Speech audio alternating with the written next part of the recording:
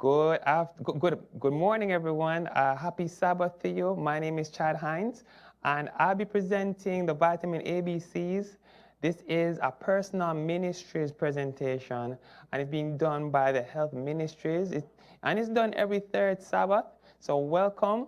And you know, uh, during this presentation, we'll be discussing the following objectives. So first of all, we'd like to define a vitamin. And by the end of this presentation, in addition to doing that, participants should be also able to list all the vitamins, explain their uses, describe the consequences of a deficiency of each vitamin, and finally to list the foods that are rich in each of these vitamins.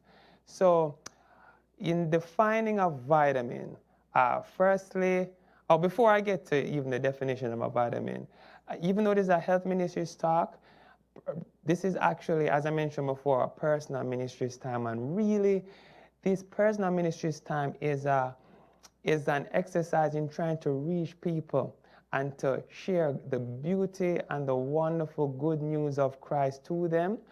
And I think there's a slide here in terms of the breakdown of how we approach doing that. But in this slide, we like to define a vitamin. So a vitamin is an organic compound, organic meaning a compound that contains a carbon atom. And this compound is essential for the body's normal metabolism. With the exception of vitamin D, all vitamins need to be consumed. And vitamins are divided into two categories: fat-soluble vitamins and water-soluble vitamins. The water-soluble vitamins are vitamins B and C, and the fat-soluble vitamins are vitamins A, D, E, and K. Now, water-soluble vitamins are significant because there is little to no chance of taking too much of these vitamins, because in someone with a normally functioning kidney, the excess of these vitamins would be secreted in the urine, while fat-soluble vitamins are potentially a cause of overdose if they're taken in too high quantities. So, as I mentioned before, personal ministries, 5 essential phases of ministry: to prepare the soil of the heart with friendship and service. Second, to plant the seed with spiritual conversations or with literature and media. Third, to cultivate the spiritual interest with ongoing Bible classes. Fourth, to harvest decisions with appeals to follow Christ and to be baptized. And 5, to preserve the harvest with ongoing discipleship of new members. So I want to welcome everyone here who is not associated with a religion. And if you are associated with a religion, I would like to welcome it. If it's a non-Christian religion. And even if you are a Christian, I want to welcome you if you're a non-Adventist. And I'd like to also welcome those who are Adventists. Come one, come all. This is just good information for you. So next slide, vitamin A. It was actually the first vitamin discovered.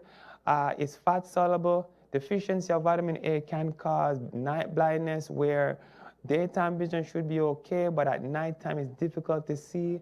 You might find that you'd be hitting your foot on at the foot of the bed, or running into things, walking into walls at nighttime because of poor night vision. Vitamin A deficiency can also cause poor growth and development. And finally, vitamin A deficiency can cause poor skin quality. Vitamin A is found in two main categories of sources. One, they're found in organ meats such as liver and kidneys. However, they're also found in plant-based sources such as the beta-carotenes, essentially, which are found in plant-based foods that are red, orangish in color, such as carrots, red peppers, yams, sweet potatoes, and squash. Okay. And also the plant-based sources of vitamin A, they tend to not cause deficiency. So you could eat a lot of carrots, sweet potatoes, and there's no risk of overdose, as opposed to the meat-based sources of vitamin A, which can cause overdose in too high of degree of consumption. Now, vitamin B, originally there were actually 12 B vitamins. However, 4 of them were removed because they were no longer found to be essential to the functioning of organisms. And those vitamins are B4, B8, B9, and B10. So if anyone presents you with like a multiple choice question or a Jeopardy question, you could say definitively that there's no longer a B4, B8, B9, or B10. So we'll go through the rest of the vitamins in this group. So B1 is thiamine, B2 is riboflavin, B3 is niacin, B5 is pantothenolic acid, B6 is pyridoxine, B7 is biotin, B9 is folate, and B12 is cobalamin. So B1, thiamine, essential for the release of energy from carbohydrates. So even if you consume a lot of carbohydrates without vitamin B1 and other members of the vitamin B family, it will be difficult to access the energy from these carbohydrates. Common sources of B1 include soybean, brown rice, and whole wheat. B2, riboflavin, purpose, again, energy production, and also it's essential in the avoidance of cracked lips and a sore tongue, found in almonds, mushrooms, whole grains, and soybeans. B3, niacin, essential for energy production and hormone production. Deficiency can cause pellagra, which is a condition characterized by dermatitis, diarrhea, and dementia. Found in peanuts, legumes, whole grains, and avocados. B5, pantothenolic acid, essential for energy production and adrenal gland functioning. Found in whole grains, legumes, sweet potatoes, and broccoli. Pyridoxine B6 deficiency can cause depression and impaired nerve function. This vitamin vitamin B6 is found in whole grains, legumes, bananas, seeds, and nuts. B7 is biotin. Deficiency can cause dry, scaly skin, nausea, and loss of appetite. There are a lot of biotin products found at the pharmacy over the counter. So they're found naturally in soybeans, mushrooms, cauliflower, nuts, peanuts, and whole wheat. B9, folic acid, essential for the health of a pregnancy and for a fetus. Deficiency in pregnant females can cause spina bifida and other neural tube defects. So that's why all women of childbearing age should try to consume adequate amounts of folic acid, even through supplementation outside of the diet. And they're found naturally in green, leafy, fresh vegetables. And finally, vitamin B12, which is a vitamin that is not found typically in the plant kingdom. It's mostly found in animal meats. So I recommend vitamin B12 supplementation in those who are vegan or vegetarian. I've seen some sources that say that that plants from the sea can be sources of B12, such as seaweed, but these sources are inconsistent in the provision of vitamin B12. So again, vitamin B12 deficiency can cause anemia, impaired nerve function, impaired mental function, especially in the elderly. All right, vitamin C. This is probably the most common or most popular vitamin. It's needed for the production of collagen, and it's needed for wound repair, healthy gums, strong cartilage, and tendons. Oftentimes, vitamin C deficiency is characterized by sensitive gums. You might see bleeding while flossing or blood on your toothbrush. That might be a sign of low vitamin C consumption.